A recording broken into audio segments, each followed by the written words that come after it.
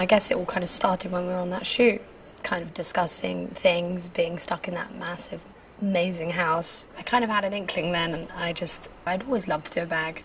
You know, Alexa did that amazing bag, which was one of my favourites. And I was like, yeah, that'd be awesome, I'd love to do that, but I never thought I would. Being a muse for Mulberry, I mean, it's just very funny to me, just saying it now. The fact that I inspire the brand, it's a two-way street, you know? The amount I get back is exactly the same. It didn't really feel like it was like, you know, a first meeting kind of thing now when I think about it, because everything flowed so quickly and easily. It all just suddenly all sat down. We all have a common interest. We all here for one reason. To like a cottage on a weekend and all sitting down by a fire and talking, but we weren't. We were in the offices, you know. It didn't matter where we were. It was just all of our kind of brains were in sync and it all just worked.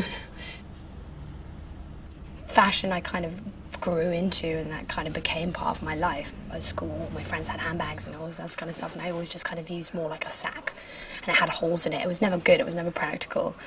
And then when I got my first Mulberry handbag, it worked, but I needed more practicalness, because, you know, people now don't just do one thing. You have so many interests and hobbies and different things going on in your life. Your bag has to match that, has to match your lifestyle. So it was kind of trying to find how many things we could do to make that bag practical.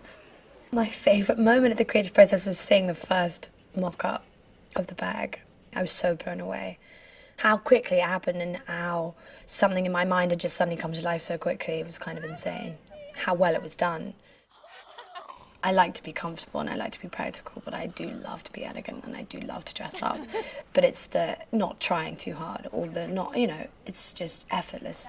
You know, that's what I want. What's the point in putting your name to something if it's not you, or if you haven't really put you in it, you know?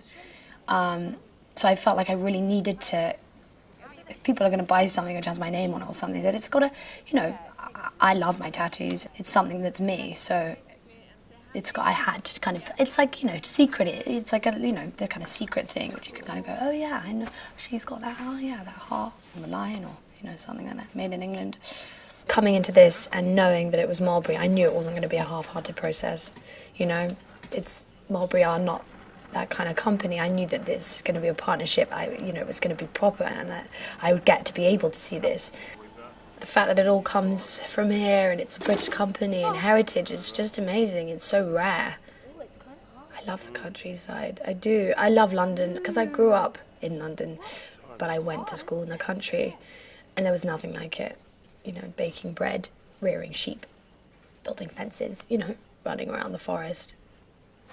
Everyone needs a practical bag. I think that translates across the world. The fact that we've made this and it's going to travel around the world, it's pretty insane.